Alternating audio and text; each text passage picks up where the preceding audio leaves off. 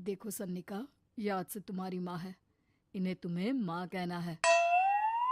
कविता को तो सन्निका को देखना भी गवारा नहीं है, फिर वो उसकी माँ कैसे बन पाती। और शायद दिनेश भी ये हकीकत जानता था। कुछ साल बाद देखिए, अब राधिका बड़ी हो गई है, उसके लिए किसी अच्छे घर का रिश्ता देखिए ना। शादी तो करवानी है ना। हाँ, लेकिन सन्निका उससे बड़ी है, पहले तो उसकी शादी तय करेंगे ना। जमाना जानता है कि वो एक नाजायज लड़की है, कोई उससे शादी क्यों करेगा। वैसे भी आता है क्या उसे, जो कोई उसे अपने घर की बहू बनाएगा। तभी वहाँ सन्निका आ जाती है। पापा, मुझे स्कॉलरशिप मिल गई है, आगे का सारा खर्चा यूनिवर्सिटी वाले उठाएंगे। मैं कल ही वहाँ हॉस्टल में शिफ्ट हो रही हूँ। लो, सुना दिया ना फैसला। अरे अब क्यों शिफ्ट हो रही हो, पहले ही हो जाती शिफ्ट। दुनिया में यूं कालिक तो ना होती हमारी। क्या यार कविता, एक तो खुशी की बात है कि लड़की को कुछ आगे बढ़ने पढ़ने का मौका मिल रहा है, लेकिन नहीं, तुमको तो केवल ताना मारना ही आता है। जाकर देखो शिवानी क्या कर रही है। अरे हाँ, मैं शिवानी को दूध देना भूल गई, वो कैसे उठेगी। कविता को ये सुनकर गुस्सा आ जाता है। हाँ हाँ, अपनी किताबों से फुर्सत मिले तब ना। मेरी बेटी ना कुछ खाए ना कुछ पिए, यही तो चाहती हो तुम। सन्निका, जिसने कभी कविता से बात ही नहीं की थी, क्योंकि वो उसे हमेशा कोसती, वो वहां से बिना कुछ कहे निकल जाती है। खाना तो पूरा बन गया, अब जाकर आराम से पैकिंग करती हूँ, कल वक्त से निकल जाऊंगी। देखिए जी, वैसे तो ये लड़की मुझे एक आंख पसंद नहीं, अपने कमरे में पैकिंग कर रही है। अरे मुझसे तो कभी बात भी नहीं करती। आप साफ साफ बोल दीजिए उसे कि घर से जाएगी तो सारा काम कौन करेगा, उसकी माँ।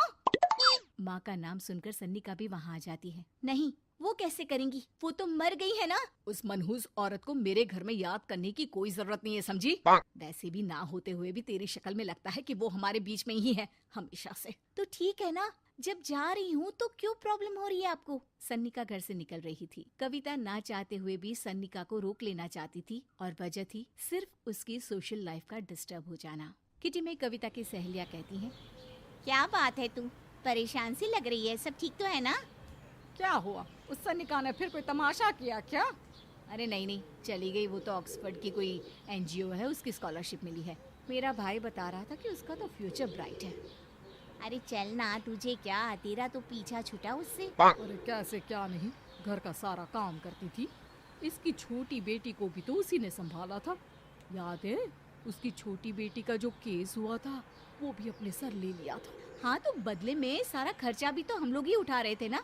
और पता है, वो मुझसे बात भी नहीं करती, जैसे पता नहीं मैं ही उसके माँ के मरने के लिए जिम्मेदार हूँ।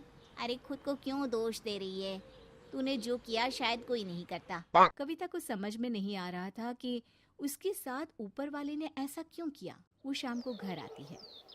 आज तो बहुत खुश होगी तुम, एक बला से छुटकारा मिला ना तुमको। बेचारी की जिंदगी नरक बना कर रखी थी। वो तो कहते हैं ना, ऊपर वाला सब देखता है। देखो, चुन लिया उसने अपना रास्ता। कविता का मन तो करता है कि वो पति को सब कुछ सुना दे, लेकिन सामने सास खड़ी होती है। ये तो है, बेचारे को खाना बनाने से लेकर घर के सारे काम करने पड़ते थे।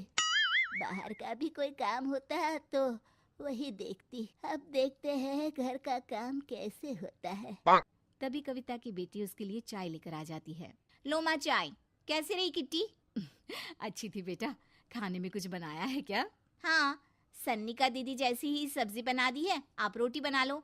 और हाँ, कल मैं चली जाऊंगी इलेक्ट्रिक बिल और राशन लाने के लिए। अच्छा अच्छा, पैसे मैं दे दूंगी। सन्निका कार्ड दे गई है ना? हाँ माँ, एक कार्ड तो देकर गई है। अरे चोर नहीं थी वो, मेरे बेटे का ही खून है। पता नहीं कितना घमंड भरा है इसमें। अरे छोड़ो ना माँ, जिसको जो बनना था वो बन ही जाएगा। अच्छा माँ, कल चलना है उसके कॉलेज में, सभी पेरेंट्स को बुलाया गया है। अब कविता तो जाने से रही, तो हम ही साथ चलते हैं। हाँ बेटा, उस बिन माँ की बेटी का है ही कौन। अब क्या था, कविता का गुस्सा फूट पड़ता है। हाँ, आप लोगों के जैसे तो इंसान नहीं देखे मैंने। अरे मेरे सामने ही अपनी नाजायज बेटी को लाकर बिठा दिया। रोज मैं उसे देखती तो एहसास होता कि कैसे आपने मुझे इतना बड़ा धोखा दिया। जरा सोचिए तो, अगर ऐसा ही कुछ मैंने किया होता तो। अरे रहने दे, क्या नहीं किया तूने उसके बदले में। उस मासूम के साथ क्या क्या करती थी सब जानते हैं हम। अरे छोड़ो ना माँ, ये तो एक बात लेकर बैठ जाती है। चलो सोने चलते हैं। अगले दिन दिनेश और उसकी माँ सन्निका के कॉलेज में जाते हैं। कैसी हो बेटा, मेरा नाम रोशन करना। जरूर पापा, ये ले बेटा, पैसे रख ले। नहीं, वो कविता ने कार्ड दिया है, अरे बेटा, वो माँ है तुम्हारी, उसका नाम क्यों लेती हो? अरे हटाओ भी, किया ही क्या है उसने इसके लिए, क्यों माँ बोले? तभी वहाँ सन्निका की टीचर आ जाती हैं। सन्निका की माँ नहीं आई? जी नहीं, वो घर में बेटी है ना, सबका एक साथ आना तो मुमकिन नहीं था। तो उन्हें भेज देते